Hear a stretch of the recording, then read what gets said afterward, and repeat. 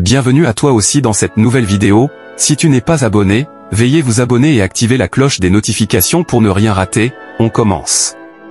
Le monde du cinéma est en deuil. David Lynch s'est éteint ce jeudi 16 janvier 2025, comme l'indique sa famille sur les réseaux sociaux. Il y a plusieurs mois, le réalisateur avait révélé souffrir d'un emphysème, provoquant l'inquiétude de ses fans. Sa disparition les laisse désormais meurtris. Les fans de David Lynch redoutaient la nouvelle. Le réalisateur avait confié l'année dernière souffrir d'un emphysème, une grave maladie des poumons. Elle détruit progressivement les alvéoles pulmonaires, indispensables à l'absorption de l'oxygène. L'ex-époux de l'actrice Emily Stoffel s'est donc vaillamment battu contre la maladie avant de céder. Ce jeudi soir, c'est la famille du réalisateur qui a adressé quelques mots à ses fans. C'est avec un profond regret que nous, sa famille, annonçons le décès de l'homme et de l'artiste David Lynch, écrivent ses proches, qui demandent un peu d'intimité sur Facebook. Ils poursuivent, il y a un grand vide dans le monde maintenant qu'il n'est plus parmi nous. Mais, comme il le disait, il faut garder les yeux sur le dos nu plutôt que sur son trou. C'est une belle journée avec un soleil doré et un ciel bleu jusqu'au bout. Les internautes, bouleversés, leur ont adressé leurs condoléances.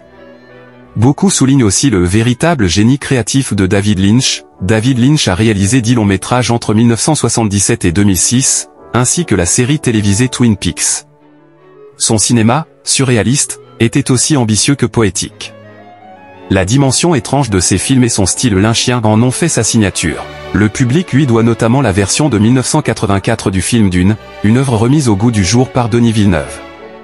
La carrière de David Lynch a également été couronnée de belles récompenses. Il a ainsi été nommé aux Oscars du cinéma comme meilleur réalisateur pour Elephant Man, Blue Velvet et Mulholland Drive. Son talent a également été reconnu au Festival de Cannes.